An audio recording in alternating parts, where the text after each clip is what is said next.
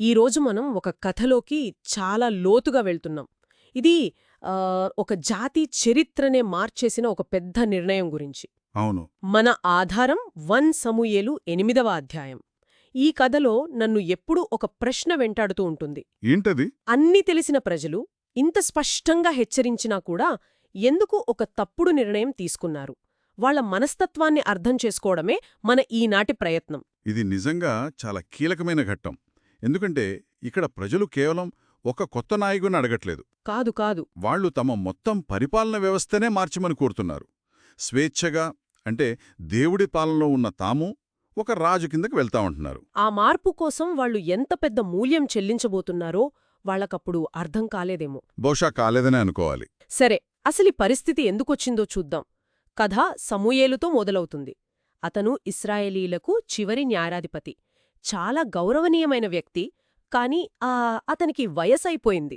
అవును. తన తర్వాత ఆ బాధ్యతను తని 2 కుమారులైన యోవేలు, అబియాకు అప్పగించాడు. అంతా సవ్యంగా జరగాలి కదా. కాని ఇక్కడే అసలు కథ మలుపు తిరుగుతోంది. అవును. ఇక్కడే వారసత్వ రాజకీయాల్లో ఉండే ప్రమాదం బయటపడింది.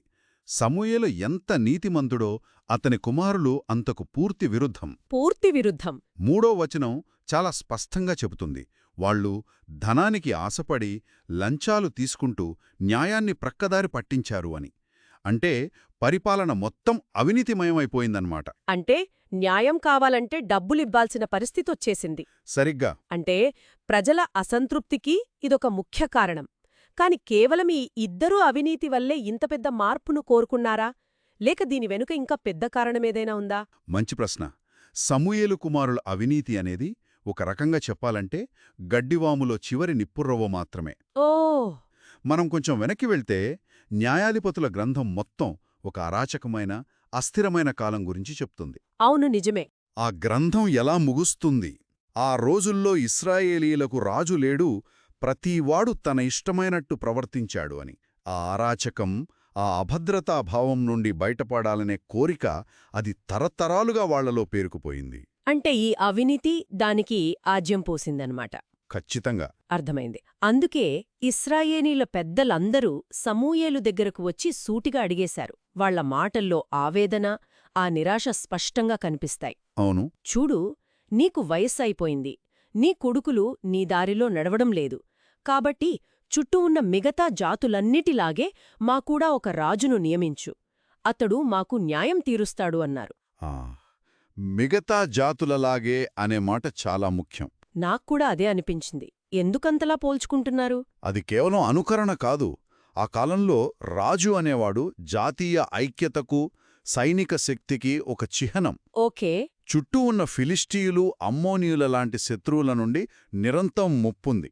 న్యాయాధిపతుల కాలంలోని అస్తవ్యస్త పాలన తర్వాత ఒక రాజు అనే ఆలోచన చాలా ఆకర్షణీయంగా కనిపించింది. అంటే భద్రత కోసం స్వేచ్ఛను తాకట్టుపెట్టే మొదటి అడుగు ఇది. సరిగ్గా అదే.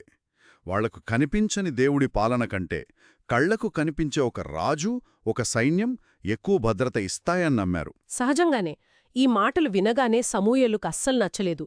వాళ్లు తనను, తన కుటుంబానే కాకుండా తను నమ్మిన వ్యవస్థను కూడా తిరస్కరిస్తున్నారని బాధపడ్డాడు. చాలా బాధపడ్డాడు. ఆ బాధతో అతను దేవుణ్ణి ప్రార్థించాడు. కాని దేవుడి దగ్గర్నుండి వచ్చిన సమాధానం ఎవ్వరూ ఊహించనిదే. సమస్య సమూయేలు గురించి కానే కాదు. ఖచ్చితంగా. దేవుడా సమస్యను పూర్తిగా వేరే కోణంలో చూపించాడు. ఆయన సమూయేలుతో ఇలా అన్నాడు, వాళ్ళు చెప్పింది విను, ఎందుకంటే వాళ్ళు నిన్ను కాదు నన్నే తిరస్కరిస్తున్నారు. నన్నే తిరస్కరిస్తున్నారు అని. నేను వాళ్లకు రాజుగా ఉండటం వాళ్ళకిష్టం లేదు. ఇది చాలా శక్తివంతమైన వాక్యం. అంటే ప్రజలు రాజును అడగటమనేది కేవలం ఒక రాజకీయపరమైన కోరిక కాదు, అదొక ఆధ్యాత్మిక తిరుగుబాటు. అవును, వాళ్లు తమ అసలైన అదృశ్య రాజులు కాదని కంటికి కనిపించే ఒక మానవ రాజును కోరుకుంటున్నారు. దేవుడు ఇంకా ఏమంటాడంటే, ఇదేమీ కొత్త కాదు, వాళ్లు ఐగుప్తు నుండి వచ్చినప్పటినుండి నన్ను వదిలేసి వేరే దేవతలను పూజిస్తూ ఇలాగే ప్రవర్తిస్తున్నారు. కాబట్టి వాళ్ల మాట విను. ఇది విచిత్రంగా ఉంది. అవును, వాళ్లు తప్పు చేస్తున్నారని తెలిసినా కూడా దేవుడు ఎందుకు వాళ్ల కోరికను తీర్చమంటున్నాడు? ఇక్కడే అసలు విషయం ఉంది. దేవుడు వాళ్లకు స్వేచ్ఛ ఇచ్చాడు, నిర్ణయం తీసుకునే హక్కు ఇచ్చాడు, కాని ఒక ముఖ్యమైన షరతు పెట్టాడు. ఆ షరతు ఏంటి? ఆయన సమూయేలుతో వారిని ఏలబోయే రాజు ఎలాంటివాడో అతని హక్కులు ఎలా ఉంటాయో వారికి స్పష్టంగా గట్టిగా తెలియజేయ అని చెప్పాడు. అంటే వాళ్ళు గుడ్డిగా ఒక నిర్ణయం తీసుకోకూడదు. ఓకే. వాళ్ళు కోరుకుంటున్న రాచరికం యొక్క అసలు స్వరూపం, దాని పర్యవసానాలు వాళ్లకు పూర్తిగా తెలియాలి. ఇది ఒక రకంగా మనం ఈ రోజుల్లో చెప్పే ఇన్ఫార్మ్డ్ కన్సెంట్ లాంటిది. ఒప్పందం మీద సంతకం చేసే ముందు అన్ని షరతులు చదివి వినిపించినట్టు. ఆ షరతులే ఈ కథకు గుండెకాయలాంటివి. ఇప్పుడు సమూయేలు ప్రజల దగ్గరికి వెళ్ళి దేవుడు చెప్పిన ఆ హెచ్చరికల జాబితాను వినిపిస్తాడు.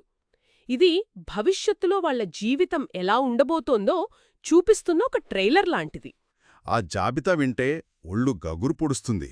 అది కేవలం పన్నుల గురించో చట్టాల గురించో కాదు, వాళ్ల వ్యక్తిగత స్వేచ్ఛ, కుటుంబాలు, ఆస్తులు అన్నీ ఎలా రాజు చేతిలోకి వెళ్ళిపోతాయో వివరిస్తుంది. మొదటి హెచ్చరిక సైనిక సేవ గురించి. మీ కుమారులను రాజు తన సైన్యంలోకి, తన రథాలను నడపడానికి, గుర్రాలను కాయడానికి తీసుకుంటాడు. కొందరు అతని రథాల ముందు పరిగెత్తాలి అని చెప్తాడు. అంటే తప్పనిసరి సైనిక సేవ.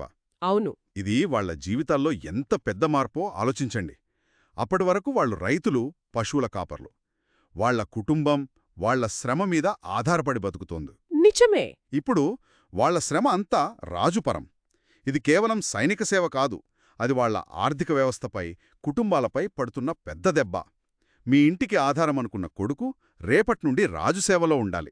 అది మాత్రమే కాదు, మీ కొడుకుల్ని తన పొలాలు దున్నడానికి, పంట కోయడానికి, యుద్ధానికి ఆయుధాలు చేయడానికి కూడా వాడుకుంటాడు. ఇక కుమార్తెల వంతు.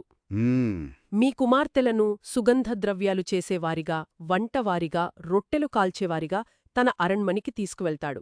అంటే వాళ్లను కూడా రాజకుటుంబానికి సేవకులుగా మార్చేస్తాడు. ఇక ఆస్తుల విషయానికి వస్తే పరిస్థితి ఇంకా దారుణం. మీ పొలాలలో, ద్రాక్షతోటలలో, ఉలీవతోటల్లో మంచి వాటిని తీసుకొని తన సేవకులకిస్తాడు. అంటే మీ ప్రైవేట్ ఆస్తికి ఇకపై ఎటువంటి హామీ ఉండదు. ఏమీ ఉండదు. రాజుకు నచ్చింది ఎప్పుడైనా ఎవరికైనా ఇచ్చియచ్చు. ఇక పన్నుల భారం. మీ ధాన్యంలో, ద్రాక్ష పండ్లలో 10వ వంతు తీసుకుని తన పరివారానికి, సేవకులకు ఇస్తాడు. మీ పశువుల మందలో కూడా 10వ వంతు తీసుకుంటాడు. ఇది చాలా పెద్ద భారం. చాలా పెద్ద భారం. ఎందుకంటే అప్పటికే వాళ్లు దేవునికి దశమభాగం ఇస్తున్నారు. ఇప్పుడు రాజుక్కూడా అదనంగా ఇవ్వాలి. అవును. సమూయేలు చెప్పిన ఈ హెచ్చరికల జాబితా ఉంది కదా, అది మనం కొత్త యాప్స్ ఇన్స్టాల్ చేసేటప్పుడు వచ్చే టర్మ్స్ అండ్ కండిషన్స్ లాంటిది. హా నిజమే. 100 పేజీలుంటాయి. ఎవరూ చదవరు. అందరూ కిందకి స్క్రోల్ చేసి ఐ అగ్రీ బటన్ నొక్కేస్తారు. ఎందుకంటే వాళ్లకు వెంటనే ఆ యాప్ వాడాలి. అవును. ఇక్కడ ప్రజల పరిస్థితి కూడా అంతే. వాళ్లకు వెంటనే ఒక రాజు కావాలి. ఈ పర్యవసానాల గురించి తర్వాత చూసుకోవచ్చు అనుకున్నారు. ఈ హెచ్చరికలన్నీ ఒక భయంకరమైన ముగింపుతో పరాకాష్ఠకు చేరుకుంటాయి. సమూయేలు చివరిగా మీ దాసులను, పనికత్తెలను, ఉత్తమమైన మీ పశువులను, గాడిదలను తన పనికోసం తీసుకుంటాడు. చివరికి ఆ మాట, మీరంతా అతనికి దాసులవుతారు అని ముఖం మీదే చెప్పేస్తాడు. ఆ మాట చాలా స్పష్టంగా ఉంది. దాసులవుతారు. ఇప్పటివరకు స్వేచ్ఛాపౌరులుగా బతికిన మీరు ఒక మనిషికి బానిసలవుతారు అని అర్థం. వాళ్లు కోరుకుంటున్నది భద్రత, కాని వాళ్లు పొందబోయేది దాస్యం. స్వేచ్ఛకు వాళ్లు చెల్లించబోతున్న వేళ అది. ఇది వింటే ఎవరికైనా వెన్నులో వణుకు పుడుతుంది. ఇంతటితో ఆగకుండా సమూయేలు ఆఖరి అత్యంత భయంకరమైన హెచ్చరిక చేస్తాడు.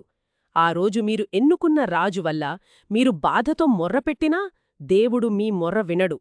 అంటే ఈ దారి మీరే ఎంచుకున్నారు కాబట్టి దాని పర్యవసానాలకు మీరే బాధ్యులు. అప్పుడు వచ్చి ఏడ్చినా లాభం లేదు. ఇంత స్పష్టంగా, ఇంత వివరంగా చెప్పిన తర్వాత ఏమాత్రం తెలివున్నవాళ్లైనా వెనక్కి తగ్గుతారు. అయ్యో, మాకీ రాజొద్దు, ఏమీ వద్దు, పాత పద్ధతే బాగుంది అంటారని మనమనుకుంటాం కదా. కాని సరిగ్గా ఇక్కడే కథ మనల్ని ఆశ్చర్యపరుస్తుంది. ప్రజలు ఏమాత్రం వెనక్కి తగ్గలేదు. 19వ వచనం ఇలా మొదలవుతుంది. అయినను ప్రజలు సమూయేలు మాటలను అస్సలు పట్టించుకోలేదు. విన్నారు, కాని లెక్క చేయలేదు. అంతే. వాళ్ళిచ్చిన సమాధానం వాళ్ల ప్రాధాన్యతలను స్పష్టం చేస్తోంది. వాళ్లు సమూయేలుతో, అలాగు కాదు, మాకు రాజు కావాలి, మిగతా ప్రజలలాగే మేము కూడా ఉంటాము. మళ్ళీ అదే మాట. మళ్ళీ అదే. మా రాజు మాకు న్యాయం తీరుస్తాడు, మా ముందుండి మా యుద్ధాలు చేస్తాడు అని తెగేసి చెప్పారు. వాళ్లు సమూయేలు చెప్పిన నష్టాలన్నిటినీ పక్కనపెట్టి వాళ్లకు కావలసిన 2 విషయాలపైన దృష్టి పెట్టారు. 1. జాతీయ గుర్తింపు. మిగతా ప్రజలలాగే మేం కూడా ఉంటాము. 2. కంటికి కనిపించే రక్షణ. మా రాజు మా ముందుండి మా యుద్ధాలు చేస్తాడు. అవును. ఒకవైపు అవినీతి నాయకులు, మరోవైపు చుట్టూ శత్రువులు. ఈ భయంలో వాళ్ళు రాజును అడగటంలో ఏమైనా న్యాయముందంటారా? లేక ఇది కేవలం దేవుడుపోయి అవిశ్వాసమా? ఇది చాలా సంక్లిష్టమైన ప్రశ్న. రెండూ ఉన్నాయి. వారి భయం నిజమైనదే, వాళ్ల సమస్యలు నిజమైనవే. నిజమే. కాని ఆ భయానికి, ఆ సమస్యలకు వాళ్ళు ఎంచుకున్న పరిష్కారం అసలు సమస్య కంటే చాలా ప్రమాదకరమైనది. వాళ్ళు ఒక తాత్కాలిక సమస్యకు శాశ్వతమైన, ప్రమాదకరమైన పరిష్కారాన్ని కోరుకుంటున్నారు. హా, ఆ మాట మా ముందర పోవుచు అతడే మా యుద్ధములను జరిగించును అనేది చాలా ముఖ్యం. అప్పటివరకు వాళ్ల యుద్ధాలను నడిపించింది దేవుడు. ఇప్పుడు వాళ్లకు ఆ బాధ్యతను ఒక మనిషికి అప్పగించాలని ఉంది. ఇది కేవలం సైనిక వ్యూహం కాదు, ఇది ఒక ఆధ్యాత్మిక మార్పు. ఖచ్చితంగా. ఇక్కడొక ఆసక్తికరమైన మానసిక సంఘర్షణ కనిపిస్తుంది. సమూయేలు దీర్ఘకాలిక నష్టాల గురించి మాట్లాడాడు, స్వేచ్ఛ, ఆస్తులు, దాస్యం. కాని ప్రజలు తక్షణ అవసరాల గురించి ఆలోచిస్తున్నారు. అవును, భద్రత, న్యాయం, గుర్తింపు. సరిగ్గా. దీర్ఘకాలిక స్వేచ్ఛ కంటే తక్షణ భద్రతకే ఎక్కువ విలువ ఇచ్చారు. ఖచ్చితంగా. ఇదే ఎప్పుడూ ఉండే సంఘర్షణ. కనిపించని దేవుణ్ణి మీద నమ్మకం కంటే కళ్లకు కనిపించే సైన్యం, కత్తిపట్టుకున్న రాజు ఎక్కువ భద్రత ఇస్తారని వాళ్లు నమ్మారు. ఇది కనిపించేదానిపై నమ్మకం, కనిపించని దానిపై అవిశ్వాసం మధ్య జరిగిన పోరాటం. ఆ పోరాటంలో వాళ్లు కనిపించేదానివైపే మొగ్గు చూపారు. చివరికి ప్రజల మొండిపట్టును చూసి దేవుడు సమూయేలుతో, సరే, వాళ్ల మాటలు విని వాళ్లకొక రాజున్ నియమించు అని చెప్తాడు. దాంతో సమూయేలు ప్రజలందరినీ వారి వారి ఊళ్లకు పంపించేస్తాడు. నిర్ణయం తీసుకోబడింది. ప్రజలు హెచ్చరికలను పెడచెవిన పెట్టి తమకు కావలసింది సాధించుకున్నారు. అవును, దేవుడు వాళ్ల స్వేచ్ఛాచిత్తాన్ని గౌరవించాడు. కాని దాని పర్యవసానాల నుండి వారిని తప్పించనని కూడా హెచ్చరించాడు. ఈ కథ ఇక్కడితో ముగిసినా ఇది మనలో చాలా ఆలోచనలను రేకెత్తిస్తుంది. కాబట్టి ఈ మొత్తం చర్చ నుండి మనం నేర్చుకోవాల్సిందేమిటి? భద్రతకు, స్వేచ్ఛకు మధ్య ఎప్పుడూ ఒక గీత ఉంటుంది. ఆ గీతను మనం ఎక్కడ గీయాలి? నిజమే. అస్థిరత లేదా భయమున్న సమయాల్లో ప్రజలు బలమైన నాయకత్వం కోసం ఆరాటపడతారు. ఆ బలమైన నాయకత్వం నియంతృత్వంగా మారే ప్రమాదం ఎప్పుడూ ఉంటుంది. ఈ కథ ఆ ప్రమాదం గురించే మనల్ని హెచ్చరిస్తుంది. వాళ్లు న్యాయం మరియు రక్షణ కోసం రాజును కోరుకున్నారు. కాని సమూయేలు హెచ్చరించినట్లుగా అదే రాజు వారిని అణిచివేసే సాధనంగా మారే అవకాశముంది. నాయకత్వాన్ని కోరుకునేటప్పుడు దానితో పాటు వచ్చే బాధ్యతలు, ప్రమాదాలను కూడా బేరీజు వేసుకోవాలనేది ఒక ముఖ్యమైన పాఠం. అవును. ఈ కథ మనల్ని ఒక తుది ప్రశ్నతో వదిలివేస్తుంది. ఒక నాయకుడి నుండి ప్రజలు నిజంగా ఏమి కోరుకుంటారు? తమను రక్షించే ఒక రక్షకుడినా, లేక తమను పాలించే ఒక పాలకుడినా? ఆ రెండింటి మధ్య ఉన్న సన్నని గీత ఎక్కడ మస్కబారుతుంది? అవును, వారు కోరుకున్న రాజు వారి ఆశలను నెరవేరుస్తాడా, లేక సమూయేలు భయాలను నిజం చేస్తాడా అనేది చరిత్రలో మనం చూడవలసిందే.